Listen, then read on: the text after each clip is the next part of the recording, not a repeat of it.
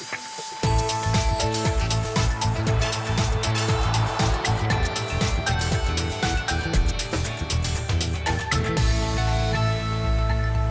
het is vrijdag 29 mei. Dit is Bean Sport. Slag het sportclub Heerenveen om Vitesse in de finale van de play-offs uit te schakelen. We praten daarover mooi. Jerry Sint-Juste, oud-Heerenveen-trainer Foppe de Haan en sportjournalist / columnist Jaap Stalenburg. En boven dat vregen wij u al hoe het komt met FIFA-baas Sepp Blatter. En dat kunnen we zien via een livestream van de FIFA. Dan kunnen we zien wat er dus gebeurt in Zurich. Dit is volgens mij de zee van Colombia, die ben nou aan het stemmen. En we zijn eigenlijk al de hele dag ben wij dwanden. Wordt het prins Ali bin Hussein of wordt het toch de oude krijger Sepp Blatter? Ja, ik neem aan dat je hem eigenlijk wil vakkeren, hè Jaap? Ik denk dat de maffia-hoofdman Blatter helaas voor de hele internationale voetbalwereld wordt herkozen. En dan wordt het tijd, oproep aan de KNVB, weg met alle Europese bonden uit die FIFA. Oké, dat is dus voor Prins Ali. Dus ik ben hartstikke voor Prins Ali. Hartstikke voor Prins Ali. Nou, net als mij de KNVB ook. Rusland, dat zullen stemmen op Blatter natuurlijk. De KNVB zit er goed in, want ik had vanochtend hetzelfde ongeveer in een column gezet. En de eerste die het retweette, dat vond ik wel heel opmerkelijk en daar ben ik blij mee, dat was Michael van Praag zelf. Kijk eens aan. Wat doet Toevalu, weet je dat? Die ben net lid van de FIFA. Oh nee. Dus die had geen probleem. Oh, die had geen probleem. Die hoeft geen keuze te maken. Hey jongens, de play-off wedstrijd van Juste Jong. 2-2 in Vitesse. Het wie een league speel, maar als we eerlijk binnen, wie Vitesse net gewoon de betere ploeg? Ja, dat winnen ze. Ja. Waar doet het uit blikken? Uit beter field speel? Hier zien wat makkelijker winnen. Beter aan de bal. Hun spul is aanmerkelijk verzwargen dan het van u. En ze hebben, ik vind dat ze verrekt goed middenveld en voorhoede hebben. Dus spitsen vind ik fantastisch. Die waren trouwens al jaren op de baanlijn. Traoré. Ja, maar dat is een goeie. En hij is snel, hij is vaardig, hij is links, rechts. En het is een rare spits, want hij is links en die gaat naar de rechterkant. Dat is wel heel apart. En Prepper vind ik een van de beste middenvelders van Nederland. Nou ja. En als tennis, dan hebben we het nou heel aardig dingen. Ja. En we roepen een beetje achter de feit, nou, 1-0 achter, 2-1 achter en toch nog 2-2. Ja, laten we even beginnen bij de 1-0 achter. We kunnen gewoon Fries praten, hè, Jerry, want er komt van oorsprong uit Breesloon. Maar een gastgezin verzeild in de omkrieten van Heerenveen. Even de 0-1, want we gingen graag de beelden snel te wollen, maar we hebben de jocht nog één keer net. Dan krijgt de bal gelukkig. Dan krijgt de bal onspelen van Martso vanuit de rechterkant en dan? Ja, ik kreeg hem strak ingespeeld en ik wilde hem opendraaien naar Chris eigenlijk. En toen stonden de keeper stonden drie Vitesse-spelers om me heen. En ik raakte hem niet goed en voordat ik het wist lag hij in het netje. Ja, hoe moet je daar mentaal mee omgaan? Ik bedoel, er is nog een A-junior, bent nog hartstikke jong. Speelt dat al nog lang terug in de gedachten eigenlijk, gaande de wedstrijd nog? Heel even eigenlijk. En als de bal weer afgetrapt is, moet je daar eigenlijk vanaf zijn en weer doorgaan. Ja, dat is de theorie, maar de praktijk? Praktijk is iets lastiger, ja. Maar ik vind dat ik dat wel redelijk goed heb gedaan. Ja. Die knop voor mezelf omgezet. Ja. Want op dat moment wordt er echt een bal uit het supportersvak wordt op het veld gegooid. Dat heeft toch echt zo'n Jaap? Ja, wat wel leuk is, als je in het stadion zit, dan word je meteen gek van woede. En wat is dit nou weer? Maar ik heb het thuis zitten kijken. Heerlijk, met een limoncellootje erbij. Ik vind het heerlijk. En dan zie je toch die bal en dan vraag je je af hoe dat bij die spelers overkomt. Dus heb jij het gezien? Raakte jij ook door die bal in de war? Ja, ik zag hem in mijn ooghoek, maar nee, de keeper had er een beetje last van. Die reageerde een beetje zo van half en dan zou die dat. Maar kijk, wat moet je als je scheidsrechter bent? Oh sorry, ik begin al Nederlands praten. Ja, jou niks. Ja, we beginnen het totaal in de war met 12 van deze compaan. Ja, hij mag dan wij dan gewoon lekker Fries praten. Mag best vol. Ja, dat maar als je zit er van de keur maar, want die bal in het veld komt, dan gooit de volgende keer weer in de bal in het veld. Dus je maakt, dit is klaar. Weer een geldige goal. Ja, we hebben Kuipers even vregen naar Aurin. Dit zei hij. Die bal die wordt op het veld gegooid op het moment dat er een doeltrap wordt genomen. En die doeltrap wordt genomen, de bal gaat in het spel, maar die bal blijft ook op het veld liggen. En daarna neemt Vitesse gelijk die fout van Heerenveen nemen ze over. En zij scoren, maar die bal ligt niet hinderlijk in de weg voor niemand. En dat betekent dat we gewoon door kunnen spelen. Ja, wanneer maakt die kapper dat trouwens af, dat rare haren? Of niet? Dat is wel heel futuristisch. Dat is modern, ja, dat is modern. Okay, nee, maar van Kuipers is wel heel zeker van zijn zaak. Toch kun je, wat Joik zei, van je overvregen dat Noordveld misschien een beetje oorlaat. Ja, die waren een beetje oorlaat. Dat denk ik absoluut. Maar ja, het weer gewoon een samenloop van een aantal fouten achter elkaar. Jerry die neemt keurig de schuld op hem. Maar ik vond dat het eigenlijk al begon met Noordveld. Die speelt een waardeloze bal op Marzo. Die speelt dan op Jerry. Maar die jongen in plaats van het team er dan nog uit worden, bij wijze van spreken, dan kan je het organiseren. Maar het weer gewoon een opstapeling van fouten. Nou ja, nee, dan gaat het zo. Ja, waar wie voor jou nou aan de kant van Sportclub Heerenveen de meest opvallende speler? Ja. Dat zijn de momenten, zoals ik vond het Oet een fantastische goal maken. Maar die week heel goed betrokken bij de eerste goal. En ik vond het slag weer de eerste helft formidabel spelen. En Jerry had hoe de hele wedstrijd, behalve dat een foutje, amper een fout maken. En die moest een van de beste spitsen van Nederland. Ik denk dat dat wel heel belangrijk is. Want kijk, in de krant vanochtend ook, dan wordt zijn naam genoemd in relatie tot die fouten die fouten aanhalingstekens gemaakt hebben. Maar ik lees niet meer dat hij echt een van de beste spelers was gisteren. Maar hoe ben je de wedstrijd ingegaan? Wat voor opdracht heeft hij gekregen om toch een van de beste spitsen van de Nederlandse Eredivisie, Bertrand Traoré, om die steeds maar het voortbeuren onmogelijk te maken? Ja, ik kreeg mee dat hij gewoon heel technisch en bewegelijk is. En samen met Joost moest ik dat gewoon bespelen. Als hij in de bal ging, goed contact hebben met elkaar en zorgen dat je het zo goed mogelijk probeert op te lossen. Ja, is Traoré de beste speler, de beste chinstander die er ooit gewonnen heeft? Ja, tot nu toe wel, ja. Ja, en ik moet eerlijk zeggen, de Foppe zei het net terecht. Je speelde hem leuk uit de wedstrijd, hoor. Ja, dat is mooi wat er goed doet, vind ik, is dat als je nou Joost had en je had Kenny Octiba, die doet ik wel heel aardig. Maar Jerry had het vermogen om trot te dekken in het middenveld in. Ja. Dus hij begint te zwerven en dan komt er. En de ganger dus mij en dan pakt een bal ik naar jou en Joost kroept er een beetje achter. En in het verleden, of toen je Jerry nog net maar die stond ze met z'n tweeën op een rijtje. Ja. En als die spits dan iets inzakkert, komt er altijd vrij. Ja. Nou, en dat gebeurt nog volle minder, omdat de druk krijgt op het moment dat hij de bal inspelen krijgt. Dus dan komt de druk van die verdediger en dat is lastig. Dus dan beginnen ze te kaatsen, de dierdruk en kaatsen wegbewegen. Nou, dan is hij snel genoeg om bij te houden. Ja, complimenten dus voor Jerry, dat is altijd mooi om te meer aan toe. Ja, tuurlijk. En dan eventjes oer Oet. Laten we even sharen wat Oet zelf zei over zijn doelpunt. Goeie bal van Joey, ik neem hem 1 keer mee, ik loop alleen op de keeper en stift hem in de lange hoek. Je laat ze langzamerhand steeds vaker zien hoe technisch je bent, hè? Met zo'n mooi buitenkant links stiftje. Ja, ik denk dat ik technisch niet de slechtste ben, dus gaat wel goed. En ja, als je dan die kans hebt, dan moet je hem scoren. Ja, Oet hield het beslissender eigenlijk. Hè? Ik in de Kuip al met 2 keer trefzeker. Ja. Toch weer Oet. En dat wil jou eigenlijk ook een beetje aan het begin van dit seizoen misschien een beetje jouw twijfel zien, Oet. Ja, maar Oet die kwam van Heracles en die wint blij dat ze hem kwijt waren. Ja, hij wil netjes komen, maar die kon hem van jou wat aan nemen en dat doen ze net. Nou, dat zei eigenlijk op dat moment al genoeg. Ja. En de Kamer, en hij had de knop echt omzet. Ja. Hij is vol begon te werken en volgens mij is dat de basis van alles. Als je net werkt, dan kan je wel op je talent woekeren, maar je komt altijd te kwart. En hij is begonnen te investeren in hemzelf en dus, zoals hij zei, is zijn talent tot bloei komen. Ja. Ja, ja. Maar is hij daar aan een volgende stap? Want Hoffenheim is dan een zeer geïnteresseerde club. Ik denk zeker. Maar echt de top 8 dus van de Bundesliga? Ja, kijk of hij slaagt daar, dat is als punt 2. Je ziet hoe moeilijk Bas Dost het in eerste instantie ook bij Wolfsburg had. Maar goed, hij komt uit Duitsland, hij heeft die mentaliteit ook. En Hoffenheim is een ploeg, die zijn ambitieus, maar er staat geen gekke druk op. Hij kan zich daar denk ik wel. Het is wel een ploeg die zich kan ontwikkelen. En los daarvan, of het een Hoffenheim is of dat het een andere club in Duitsland zou zijn. Hij is toe aan de volgende stap. Dat zie je. Oké. 2-2 dus de eindstof van de eerste play-off. Hoe sjost dat nou naar de tweede wedstrijd? Nog volop mogelijkheden? Absoluut. We hebben zeker kansen om daar te winnen en door te gaan in de play-offs, ja. Oké, volgens mij is het een beetje de gedachte die het oerheerst binnen de selectie. Laten we even zien naar een paar reacties. We zijn niet kansloos. 1-2, dan wordt het al heel anders. Maar 2-2, ja, je hoeft maar een goal te maken en 0 tegen te krijgen en dan ben je klaar. Er had inderdaad meer in gezeten. Maar goed, soms moet je als mensen ook tevreden zijn. Ja. En 2-2 is een uitstekende uitgangspositie. We hebben de eerste wedstrijd in Vitesse hebben we 1-1 gespeeld. Dit is deze keer niet genoeg. Dus we moeten goed verdedigend staan en dan kan alles. We moeten scoren daar en... Ja, daar zijn we toe in staat en daar hebben we ook alle vertrouwen in. Ik in ieder geval wel. Maar wij hebben natuurlijk wel jongens die voorin een goal kunnen maken. Dat hebben we in de Kuip bewezen, 2 maal. Dat hebben we vandaag weer bewezen. Nou, we moeten gewoon zorgen dat we het goed voor elkaar hebben. We zijn niet kansloos en we gaan onze huid duur verkopen, zeggen ze dan. Hè? Ja, Eins is elke keer heel maar het is wel positief. heel cruciaal wat hij zegt, wat die jongens zeggen, het laatst. Kijk, dat zag je ook tegen Feyenoord, laten we heel eerlijk zijn. Dat was niet een al te beste wedstrijd. Maar dan zie je toch dat, Foppe die kan dat misschien technisch beter duiden nog. Je ziet dat Heerenveen in alle situaties in de wedstrijd kansen krijgt. En als je dan Oet hebt, de snelheid van slagveer.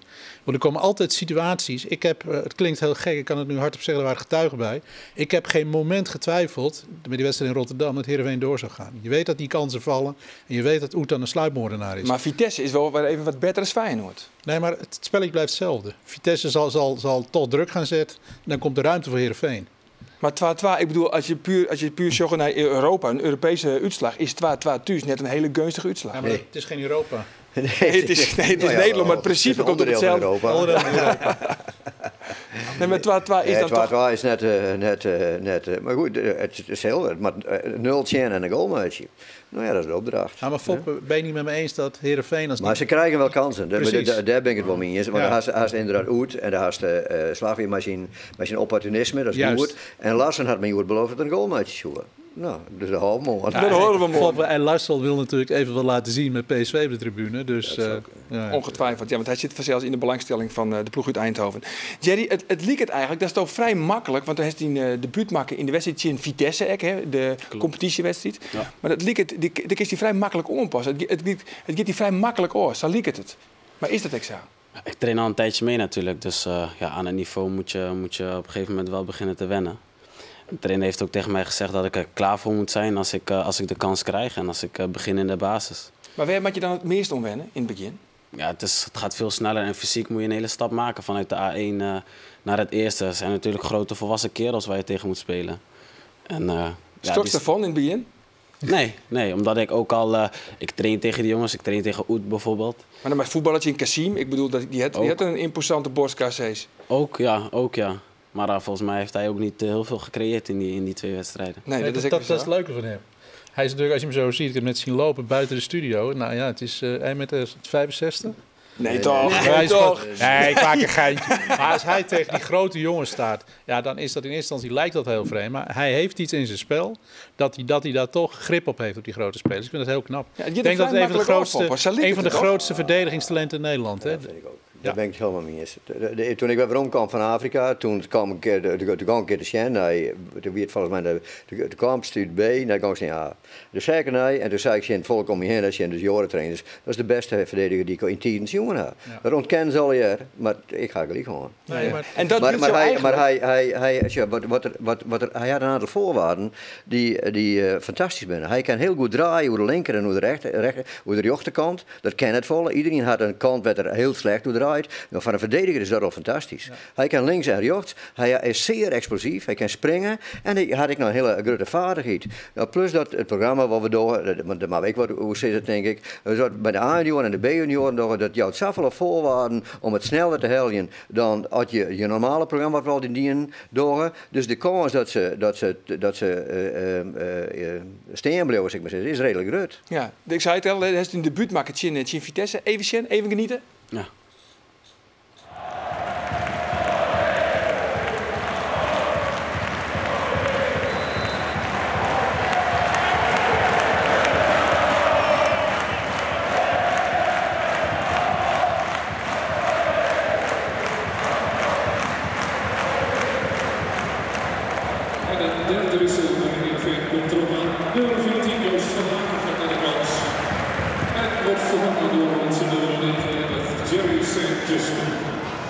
I feel like Superman, they gon' remember me. I think I know I can. Who says it's hard to reach? Who's gonna stop me on the road to success? I don't know.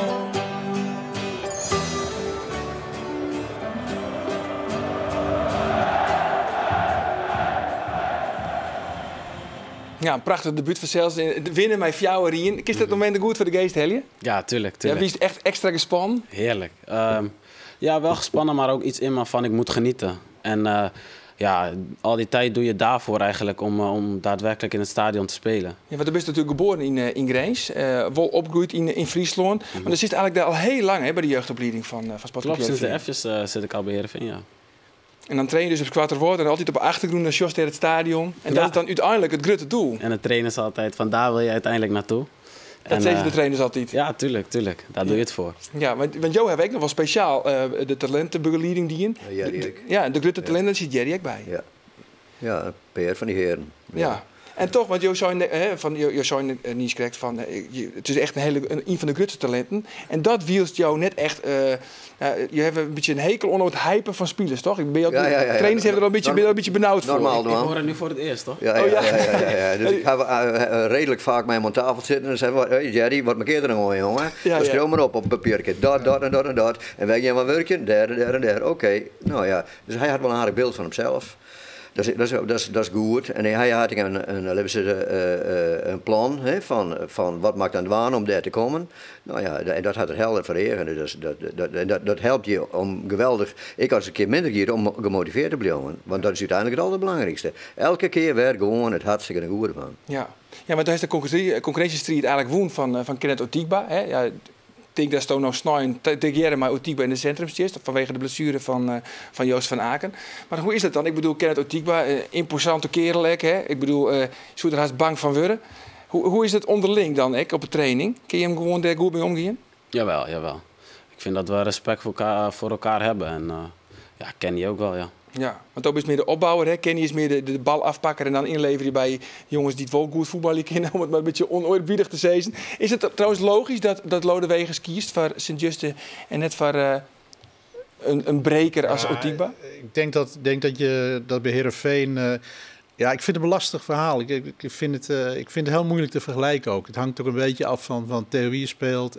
Maar ik moet zeggen dat sinds hij speelt er wel meer bewegelijkheid in die defensie zit. Dat het allemaal wat minder statisch is. Ja, een hele dat het daardoor opbouwend, wat Foppe net ook zei, opbouwend een stuk verzorgder eruit ziet. Want ik moet zeggen dat als ik dit seizoen een aantal wedstrijden heb gezien, vond ik het bij Heerenveen was het vaak, vond ik het achterin vaak billig knijpen, hoor. Zeker als er druk gespeeld werd. En hij is zo'n verdediger, dat heb je. En dan kun je een heel lang tactisch moeilijke verhaal overhouden. Als hij naar een tegenstander gaat, dan heb je het idee van hij pakt hem. Ja, dat is een gevoelsding. Dat heb je met sommige verdedigers. Ja. Hij is zo'n type verdediger. Ik ben groot fan. Ja, nou nog één wedstrijd en dan zit het seizoen er echt op. En van die wedstrijd doggen wij zelfs op de radio wijdwijdig verslag. Vitesse, Chin, Sportcup Jereveen. De beslissing, waar gaat er tak op seizoen Europa in? Van Fjouweroer hoorde collega Roelof de Vries en ik jou op de hichte van alles wat er bad in het Gelderdoom. En ook de reacties van alle haardrolspelers binnen te jaren bij u op de radio. Daarna werd het voor de quiz.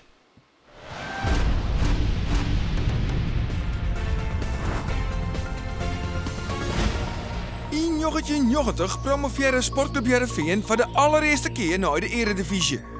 Maar wie doet de trainer? Is het A. Frits Korbach? Is het B. Foppe de Haan? Of is het C. Henk van Brussel? Mail je antwoord, vaarwaasje naar pient@omroepfriesland.nl en win!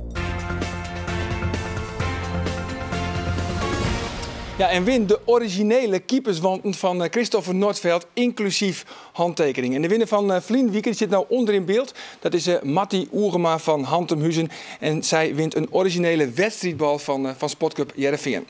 Jongens, we zullen het over het FIFA-congres. Want van de morgen startte dat grote congres in Zurich. Het boen al wat rumoerig. Eerst was Sepp Blatter onder Brutsen. Toch demonstrerende Palestijnen. Van de middag is de sale nog ontrommeld vanwege een bommelding. Wat net een bommelding wie, maar een dreigement. Zullen we eerst even Sjen in Zurich, jongens. Want bis al haast kleer mijn stemmen. Even Sjen, dit is IJsland, begreep ik. The next one for booth 1 is Republic of Ireland. Republic of Ireland, booth 1. Ireland, ja. Indonesia, het mij nog wel booth eventjes. 2. Indonesia. Het gaat dus tussen Sepp Blatter en de Jordaanse prins Ali bin Al-Hussein. Al-Hussein wordt ook stiepen toch het KNVB en de UEFA. Maar wat weten we eigenlijk van die prins Ali? Nou, prins Ali heeft een legendarische vader, koning Hussein. Belangrijke man in het Midden-Oosten geweest. Een buitengewoon fatsoenlijke leider. Die gezorgd heeft voor veel stabiliteit, met name in het toch vrij hectische gebied tussen Israël, Irak, Syrië. En dat is heel belangrijk, een hele goede relatie met het Nederlands Koninklijk Huis. Koningin Beatrix en koning Hussein waren echt hele goede vrienden. Deze prins Ali is heel goed bevriend en dat is een beetje onderbelicht gebleven met onze koning Willem. Die zijn ook samen, ze gaan op jacht geweest, die lopen dezelfde feestjes af. Het is een doorredelijk fatsoenlijke man, het is een diplomaat. Het is iemand die anders dan Blatter gewend is, eigenlijk vooral regeert door veel bilateraal, 1-op-1 met mensen te spreken, zoeken naar compromissen. En is een man die gek genoeg ook het vertrouwen in de westerse wereld heeft. En dat is niet onbelangrijk. Het is een beetje circus Blatter. Hè? En waar zult het winnen? Wat denk je jou? Blatter. Blatter wint? Ja, absoluut. Ik denk het absoluut, ja. Ja? Ja. Eensgezindheid? Nou, mijn zorg zit veel meer zo langzamerhand in de gevolgen van het geheel. Kijk, dat Blatter wint is duidelijk. Want Blatter is de afgelopen 2 jaar met spiegeltjes en kraaltjes de hele wereld over geweest. Dus van Burundi tot de Maagdeneilanden. Die zijn allemaal dik in het geld gezet door meneer Blatter. Want het punt is dat in de voetballerij een belangrijk voetballand als Duitsland net zoveel stemrecht heeft als pakweg de Maagdeneilanden of Barbados. Zo krom zit het in elkaar. Maar Satouk is Blatter natuurlijk, want dat heeft hij natuurlijk bewust dienen. Ja, maar dat heeft hij heel bewust. De macht van het getal. Nee, maar goed, dat heeft hij ook slim gespeeld. Maar de zorg zit nu een beetje in de gevolgen. Kijk, Blatter heeft vrienden gemaakt in landen, laten we zeggen, die ten aanzien van mensenrechten, ethiek, ook sportethiek, gokken, noem maar op, hele andere normen en waarden hebben dan wij in de westerse wereld. De Kazachstans, de Azerbeidzjaans, de Dubai's van deze wereld. Dat zijn zijn vrienden. Kijk, ik hoor nu allerlei berichten over sponsoren van de FIFA die zich terugtrekken. Nou, daar liggen ze niet wakker van. Want op het moment dat Coca-Cola vertrekt, komt Qatar Airways en Gazprom, Rusland. Poetin is de grootste fan van Blatter. Met sommige vrienden heb je geen vijanden meer nodig. Die zal met Gazprom ook zijn bijdrage gaan verhogen. Dus zo langzamerhand is FIFA op weg om een hele dubieuze organisatie te worden. Zullen we even naar Blatter, want oude Waasje binnen de sizemeesken van de FIFA oppakt, toch de FBI, ook in gearworking met de Zwitserse autoriteiten. Even naar de reactie juster al van Sepp Blatter. Many people hold me ultimately responsible for the actions and reputation of the global football community, whether it's a decision for the hosting of a World Cup or a corruption scandal. We, or I, cannot monitor everyone all of the time. Ja, hij kent toch net elke keer in de gaten horen. Je vicevoorzitter ja. En je belangrijkste bestuursleden. Het was net op Radio 1 een uitstekende vraag van een verslaggever in Nieuwspoort, die aan premier Rutte de vraag stelde, ging over Blatter. De vraag stelde van, beste meneer Rutte, stel voor dat er 7 van uw ministers worden opgepakt, waaronder uw vicepremier, op verdenking van corruptie, fraude, noem maar op. Bent u dan een geloofwaardig als minister-president? Toen zei Rutte, dan was ik opgestapt. Ik denk dat dat de essentie is. Je kunt niet zeggen van, ik heb het niet geweten. Bovendien, om Blatter heen hangen ook zoveel geruchten. Bijvoorbeeld WK Qatar, waar van alles fout gegaan is. De toewijzing aan Rusland. Het feit alleen al dat Poetin de eerste is die het voor je opneemt, zegt ook iets. Ja, toch zei je ook van, hij zal echt deze stwarm wel weer Libië. Het is echt een overlever, zeg maar, Sepp Blatter. Ja. En een boef. Engeland die overwaagt nou een boycott van het WK in Rusland 2018. Maar alleen nog had er dus 20 oorlanden ook nog maar van zullen. Als Blatter weer kiezen wordt. Van Praag zei Joet ook dat hij net uitstuurt dat de UEFA uit de FIFA stappen zal. Dat bin nog al wat dingen. Ja. Nou ja, als je het accepteren, dan je trots uit geert. Als je het net accepteren, mag je dus wat doen. En hij is dus blijkbaar net van plan om de handschoen te gooien, hè? De wanten te gooien. Nee. En dus moet je dan dingen doen. Hè? Nou, en dingen doen, je moet ze pakken. Nou, en ik heb al iets gelezen van een EK plus Brazilië plus die, dat je een soort mini-WK speelt hier. Nou ja, dat betekent maar wat. Maar als het staat er ook hier, dan gaat het absoluut naar de barabisjes. Ja. Nou, we hebben één geluk. Ik heb nog één hoop. En dat is dat het onderzoek nu in Amerika wordt gedaan. Daar zit een vrouwelijke minister van Justitie op, die het onderzoek in New York al naar de FIFA gedaan heeft, corruptie. Die de hele beerput inmiddels kent. Die tot aan het Witte Huis, dat Obama toe opdracht heeft om alle registers open te trekken. Nou, en dan gaat er wat los. Die hebben ook Lance Armstrong ontmaskerd met zijn dopingschandaal die 10 jaar ontkende. Die hebben de hele internationale atletiektop hebben ze op dopinggebruik kunnen betrappen. Ze hebben alle fraudes in de sport blootgelegd. Dus waar weet je dit helemaal dit wat er nu gebeurt is zwaar geschud. Ik sluit niet eens uit dat op korte termijn de Amerikanen ook opdracht geven om de kleine Sepp te arresteren. Ja, want Jerry, volg jij dit alle jaar? Volgens dit alle jaar? Of is er iets van, jongens, voetbal is my business en dit is alle jaar, maar bureaucratie, je bemoeit me eigenlijk net mooi? Eigenlijk wel. Ik volg het wel een klein beetje, maar ik hou me bezig met het voetbal. En of het nou de Jordaanse prins is of toch weer Sepp Blatter? Nou, ik denk dat dat wel iets is, want die corruptie, dat is schandalig, dat hoort natuurlijk niet. Dus, nee, maar voor deze is er eigenlijk maar één ding wat echt belangrijk is en dat is takken snijden. Dat is het voetballen en dat toch? is zondag. Ik ga hier horen dingen aan. Hij doet dus alle mogelijke moeite op stemmen te vergaren. Als we nou de WK. De WK is nu 24. Ja. En het wilde hij 36 of zo. Ja, dat is wel, waarom denk je dat hij dat doet? Ja, om landen te paaien. Ja, precies. Nou, en je hebt er gewoon een toernooi te hebben, vind ik, met 16 landen. He, dus dan komt er een competitie door het eindeloos. Iedereen had er les van en er is maar één die ervan profiteert. En dat is altijd weer de FIFA en de heer Blatter.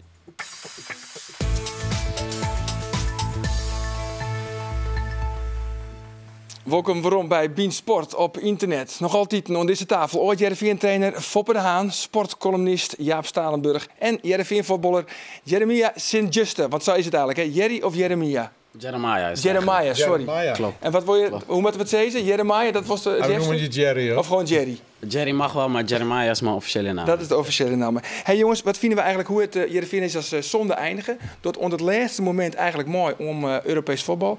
Hoe vinden we eigenlijk dat Heerenveen dit seizoen Ik dient? vind dat Heerenveen prima gedaan heeft, klaar. Ja? Ik denk dat we hebben... kijk, het vervelende is een aantal hele slechte wedstrijden geweest. Maar het is een beetje een raar seizoen geweest. Er zijn wedstrijden geweest... ik herinner me thuis Vitesse, thuis Feyenoord, thuis PSV... die echt fantastisch waren. PEC Zwolle. En er waren ook wedstrijden bij. Excelsior herinner ik me nog. En als rampwedstrijd Dordrecht, waarvan je denkt van wat is dit? Maar ik denk dat als je naar het resultaat kijkt, door de bank genomen heeft Heerenveen goed seizoen gedaan. Wat ik ook heel belangrijk vind, is dat er weer rust is bij de club. Je ziet dat de club weer positief in het nieuws komt. Er lopen niet meer mensen met allerlei messen daar door de wandelgangen en in het Abel Lenstra stadion. Ja, dat is ook wel eens aardig, toch? Die messen? Ja, dat hij er zo vod binnen. Dat de sfeer weer helemaal kantel is. Dat dat is hartstikke leuk. Ja. En eigenlijk gaat het erom. Als je werkt in een situatie dat je om je heen zegt maar van oh wacht even, wat gebeurt hier? Dan doet het niet zijn dingen goed. En het is nou hartstikke rustig. Iedereen is weer plezierig. Er zijn mensen bij komen. Het is echt hartstikke prima. Ja, en sportief Sjoen, wat vind je dan? Hoe het Lodewegen ze dienen? Goed, gewoon goed. We hebben het jongste team van de Eredivisie. Ja. En dat is echt jong. Ja. En we hadden op een moment spelen met 21,2 als gemiddelde leeftijd. Nou, dat is hartstikke nieuw. Hij durft ook heel erg door te wisselen, Foppe. En als je dan zag hoeveel punten we hellen en Jaap had gelijk. We gaan het altijd goed spelen, maar ik wil soms fantastisch spelen. Ja. En het is in wedstrijd denk ik wel heel wisselend. Maar dat had het volgens mij ik maar jong te maken. En Dwight had ik een manier, die wil op een manier voetballen. Nou ja, hij wil dwingend wezen. En dat traint er ik altijd op. Hè? Maar dat lukt ik niet altijd. Nou ja, en dan valt het team ik snel uit me kwam. Een voorhoede met Joey er kwart achter. En een middenveld met eronder, of een verdediger met eronder kwart voor. En dan is dat maar niet een middenvelder. Ja. En die ideeën. Nou ja, dat is soms of heel vaak het probleem. Ja. Nou, en als dat beter in me kwam, dat begint te scoren. En dat wie Noosje en Vitesse wie dat heel redelijk. Dan ben we moeilijk te slaan als tegenstander. Ja. Is het herkenbaar, Jerry? Ja, zeker, zeker. Ik denk dat we ook vooral de laatste wedstrijden goed compact spelen. En vanuit daaruit proberen druk te zetten. En dat het middenveld niet te ver uit elkaar ligt. Ja, maar je speelt nou wel in de play-offs wel wat oors eigenlijk. Meer, wat defensiever, heb ik het idee. Ja, omdat Foppe ook zei dat we inderdaad de voorhoede ver naar voren was en de achterhoede ver naar achter. En dat Tern daar in een grote ruimte komt te spelen. Dat we dat nu voorkomen door iets compacter te spelen en vanuit daar druk zetten. Ja, want voor het hier ik het idee wie het vooral onder Van Basten een countervoetbal hè, wordt er dan wel zijn. Dat was een beetje als een vies wordt. Dat woe men net meer. Maar nou in de play-offs wordt er eigenlijk weer een beetje counteren. Ja, maar dat is hier een slechte eigenschap. Nee, zeker niet. Nee. Ik weet niet wie van de Heerenveen-spelers dat op de radio zijn. Dat vond ik wel een hele wijze. Ik denk, het was een die buitenlandse, ik dacht Ternent was. Of Larsson, die zei van, ja, je kan altijd wel... Ik kom uit een competitie, en ik dacht het Zweden was... waar het gaat om wie er aan het eind van het jaar kampioen wordt. Niet wie er aan het eind van het jaar de schoonheidsprijs krijgt. Ik denk dat wij in Nederland willen altijd... En daar is best een hele hoop voor te zeggen. We hebben het met Oranje ook gezien in Zuid-Afrika... en ook weer in Brazilië vorig jaar. We willen altijd fantastisch kunnen voetballen. Nou, er zijn landen waar gewoon het resultaat heilig is. En als je vanuit die optiek naar Heerenveen kijkt, doen ze die na-competitie prima. Ja.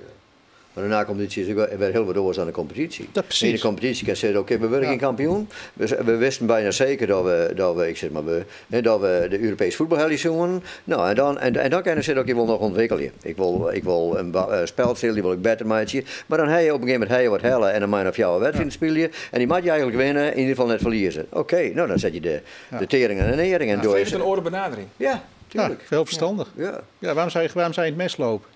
Kijk, als je bij Feyenoord fantastisch gaat voetballen en wild gaat aanvallen, ja, dan weet je wat er gebeurt. Ja. Had jou trouwens een soort raakvlakken als trainer zijnde, mij Lodewegers? Herken je een soort van dezelfde dingen? Oh ja, ik herken wel wat. Maar ik kon je nooit naar trainen te zijn. Eén keer of 2 keer toen in het stadion trainen. Ik praat wel eens met over voetbal. Ik praat wel eens met over spelers, over de ontwikkeling van spelers. Nou, dat is het. Als ik me ergens mee bemoei, bemoei ik me met A1 en met de opleiding. Dat is eigenlijk wat ik nog redelijk formeel doe. En ik zal er hey, maar wie eigenlijk dit seizoen, wie de grote winnaars zijn dit seizoen, dat zijn die mannen die namens Heerenveen in Europa overal voetbalstadions afstruinen en wie die talenten weten te vinden. Kijk, Sinkgraven gaat weg, was best een bepalende speler de eerste helft van het seizoen. En dan komt daarin staan dan weer Tern en Larsen en het loopt weer. Ja. Uw scouting is echt fantastisch. Scouting is echt fantastisch. Ik denk dat met name dat zo langzamerhand in Heerenveen, dat Heerenveen daar in Nederland echt in voorop loopt. Ja, want ze gaan naar ze weer voort. Ik bedoel, Swansea City die zal Noordveld wel ophellen. Ik bedoel, Utrecht zal naar Hoffenheim tegen. Hoe los je hem dat dan weer op? Een keeper is. Vinden er wel weer wat. Een keeper is. Ik ben sowieso. Ik vind dat Noordveld taai is zo'n overstap. Dat is goed voor hem. En hij had nog maar een contract van hier, dus dan krijg je er wat voor. Ach, en een keeper vind je altijd. Ja. Dus een keeper verhuis je net zo gauw. Dus er is altijd wel ergens een keeper die afvalt of die tweede keeper is en al sowieso wel heel goed keeper kan. Maar moet er wel een naaien komen of kan Maarten de Fokker terugkomen, denk je? Ik denk dat het naaien komt. Maar goed, dat beslissing heeft, maar ik denk dat het naaien komt. En dan die jongen van Feyenoord wordt neemt, hè? Mulder, Erwin Mulder. Ja. Is dat een goeie? Nou, Mulder had wel een goede periode gehad, maar ja. Hij is wisselvallig. Hij is goed naar boven. En ik had bij Jong Oranje. Toen voel ik hem een beetje inderdaad wisselvallig. En nou ja, goed. Ik dacht van, nou, dat was nog een grote stap, maar je hem echt een goeie te worden. Nou, dat bewezen bij Feyenoord ik wel. Maar het kan best weer dat hij vertrouwen krijgt. En eigenlijk haast zeker weer dat er al dienst in het kleren is. Dat kan best. Is die jongen van Zwolle te koop? Warner Haan? Dat is een goeie. Ja? Die is van Feyenoord. Die is van Feyenoord. Ja, maar goed, Feyenoord heeft voorlopig geen keepersprobleem, denk ik. Nee, maar ik heb wel begrepen dat ze Feyenoord gaan. Waarom wel? Oké. Nou, dan was het Mulder. Dus dat zou maar goed, dan wordt het, maar dan wordt het dus of Vermeer of Haan. Dan zal Ian op een bank komen dan. Ja. Nou ja, en een spits, dat is natuurlijk heel anders. Dan kan je op een andere manier beginnen te zien. Hè? Dan kan ik zeggen van, nou, wat rent er om? Wij vinden nou iets wat heel goed is en wat bijzonder is. Want dat hebben we eigenlijk al dit en al dingen. En stel dat die er is en dat is net een spits. Nou, dan kan misschien Slagveer wel in de spits. Of dan kan misschien... Ja, en maar Foppa als Slagveer nou ook weggaat. Wat ook nog best een optie kan zijn. Nee, Slagveer gaat niet weg. Oké. Nee? En want dat is een vriend van Sivkovic. Toch? Dat is een goede kameraad van hij. Ja, is hoe dat het wezen van Heerenveen? Die is ontevreden. Ja, die wil wel waarom de Grace wil hem graag waarom. Willem II begreep ik dat in de deal met Dijks hebben ze ook over gesproken. Ja, ik denk niet zo snel dat hij naar Heerenveen zou verkassen in verband met Groningen Heerenveen. Dan jij naar Grace. Ligt dat nou nog steeds, die gevoeligheid? Nee. Bij de fans. Bij de fans wel, denk ik. Ja, maar je hoeft niet altijd naar de fans te luisteren. Harris Huizing, jongen, 100 jaar bij Grace. En dan kwamen er de laatste 2 jaar bij Heerenveen. En if je voelde geweldig en de meeste vonden geweldig. Maarten de Jong. Maarten de Jong. Carrière oorsletten bij Grace. Je moet je nooit door de fans laten chanteren. Nee. Maar zou dat wezen? Ik bedoel, Sivkovic bij Heerenveen. Sivkovic, die begrijpt heel goed, maar ik heb hem net echt op beeld. Maar een lastige jongen, of dat Jerry? Het is een vriend van hem. Ik kom nog wel eens op de toekomst. Daar hoor ik ook wel eens wat kritische verhalen. Nou, vertel. Nou ja, goed, we weten wat er bij Jong Oranje is gebeurd.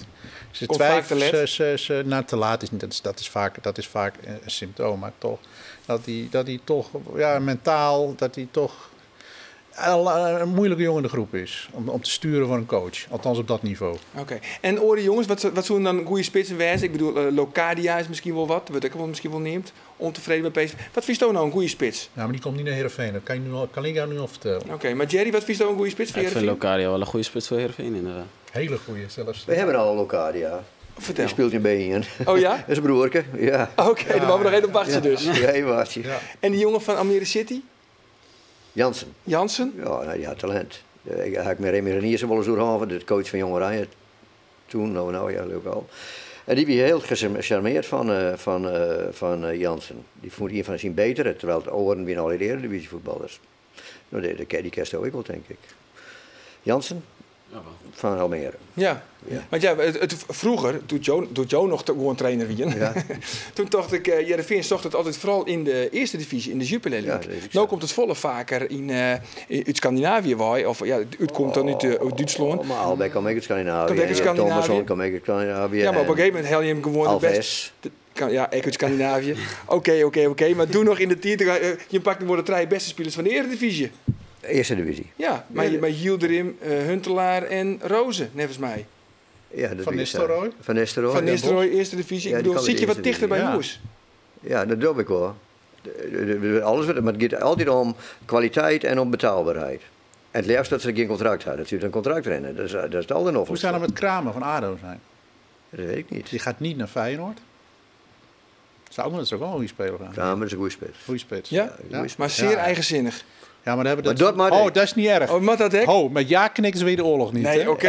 Ik kan me nog herinneren. Een Abgar Barsong, hier te lang hier. Moest het hier eruit? Nee, dat is wel flauwekul. Oh, dat is net zo? Niet met die hier moest er wel ouw. Ja, toch? Ja, toch? Ik bedoel, bij Heerenveen heeft het toch graag voetbal. Maar daar gaan we net voortsturen. Nee, oké, dat is wat. Maar voortsturen dan moet ik geen bal reiken.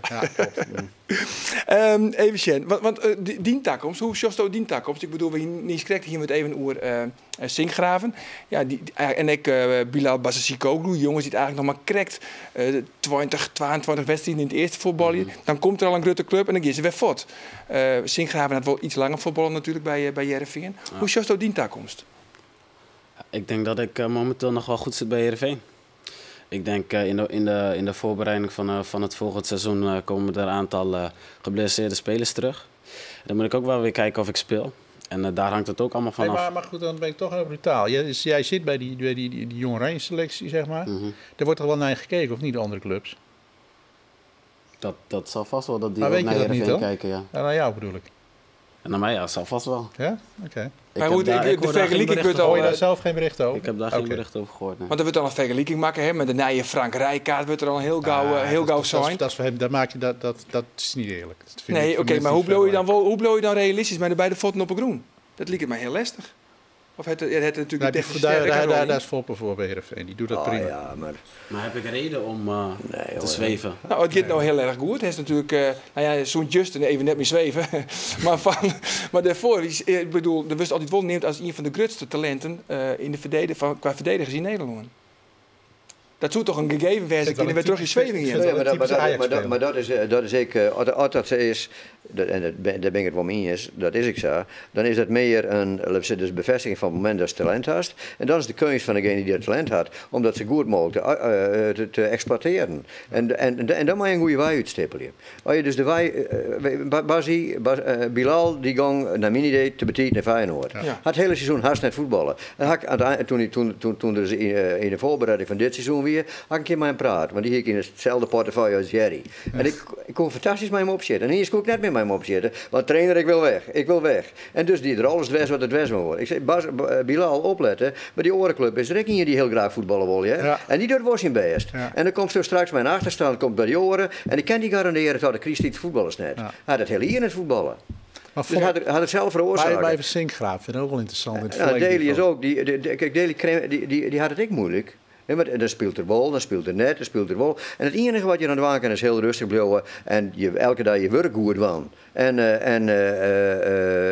een soort doel voor eigen hebben. Nou, en als ik zo'n jonge voetballer weer, dan zei ik van oké, dit is mijn... Hier sta ik nou. Ik wil minimaal een seizoen, waar ik echt gewoon altijd een goed spelen. En dan is je ook wel eens een keer weer. Heb jij zo'n carrièreplanning? Of zeg jij van als morgen Ajax komt, ga ik praten? Nee. Je hebt een carrièreplanning? Inderdaad, wat Foppe zegt, is het gewoon... je moet eerst bij Heerenveen spelen en daar is de focus. De komende wedstrijden, als ik in het begin van het seizoen niet speel... of iemand komt terug en de trainer maakt andere keuzes... dan loopt het ook heel anders. Ja, maar terug waar is nou die adviseren? Door mijn familie, vooral. En zelf ben ik daar ook wel... wijs genoeg voor om dat zelf te beslissen. Ik. Maar van het is natuurlijk een soort verkeerde vaarbeeld. Maar Bilal is natuurlijk het vaarbeeld en Sivkovic natuurlijk ook. Dat het echt misging in. Had je te gauw al die stapmaatje naar een topclub. Maar wacht even, ik wil nu Sivkovic verdedigen. Ik denk dat Foppe weet dat beter dan ik nog. Daar is een route voor gekozen. Die is naar Ajax gegaan het eerste jaar. Want dat is de grote. Iedereen heeft het dan meteen na 3 wedstrijden al over. Het is een miskop en hij speelt niet. Nee, daar is bij Ajax een route voor bedacht. Die jongen moet wennen aan Amsterdam. Die moet wennen aan de club. Die moet wennen aan het spel van Ajax. Daar heeft hij minimaal een seizoen voor nodig. Ik weet dat in de plannen van de Boer op dit moment. Voor de spitspositie bij Ajax volgend jaar. Zivkovic gewoon een rol speelt. Dus wat dat betreft is het geen miskoop geweest. Maar is er gewoon een soort van routeplanning geweest. Klopt. Maar goed. En daar kan Sivkovic slecht mee omgaan. Dat is een ander verhaal. En dan gaat er altijd om van, hoe is je achterban? Ja. Hoe gaan ze mij, wat vinden die? Hoe gaan die mij om? Wat ben de signalen die ze elke dag krijgt? Kan je dat filteren of kan je dat net filteren? Dat is, en er ben natuurlijk een wereld aan zaakvernemers die er alleen maar belang bij hebben. Dat ze zo snel mogelijk verkassen. Want elke keer dat ze verkassen krijgen ze zo'n %.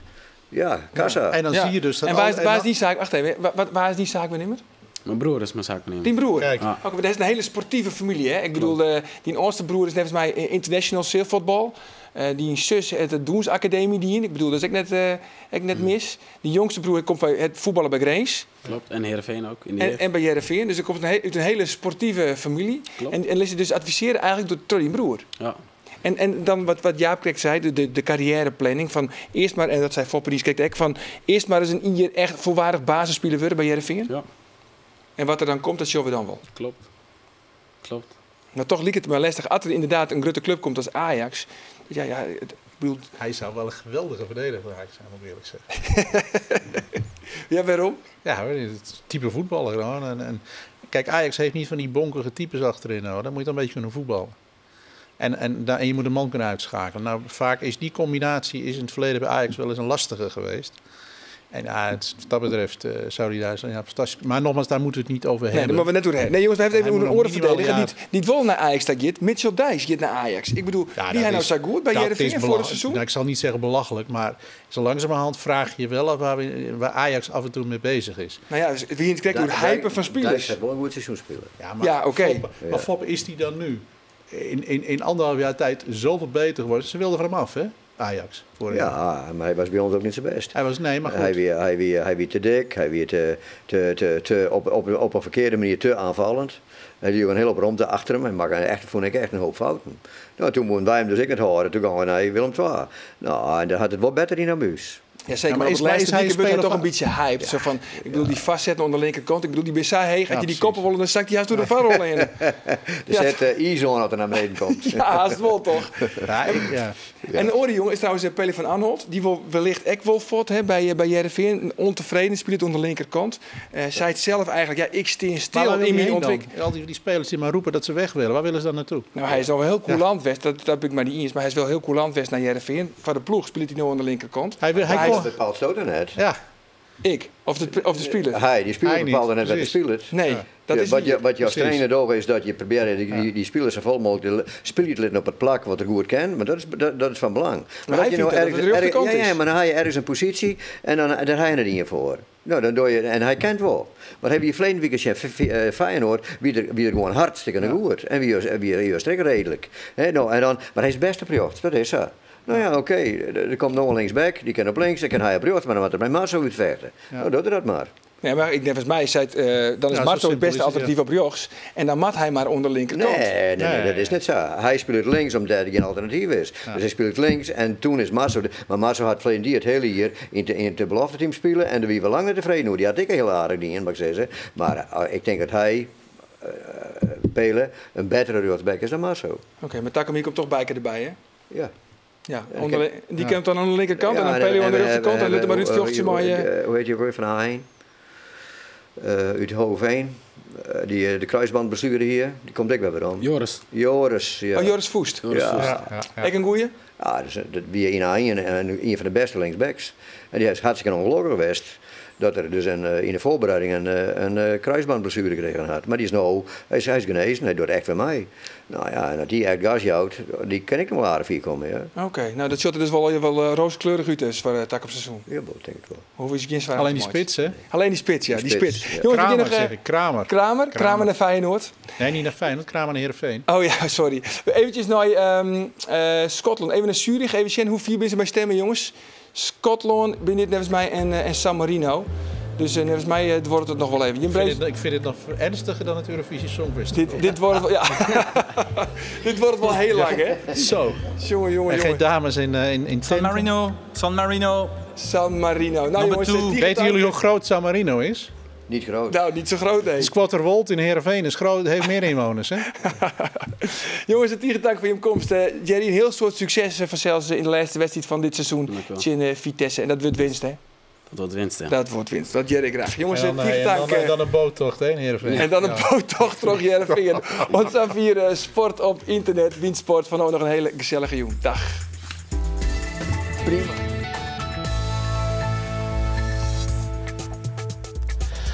Maintenant, nous avons aujourd'hui une réunion des membres de l'UEFA, des 54 associations de l'UEFA. Une réunion pour préparer avec le secrétaire général l'ordre du jour du congrès, du 65e congrès de la FIFA. Donc nous avons parlé avec les associations nationales, nous avons évoqué les points.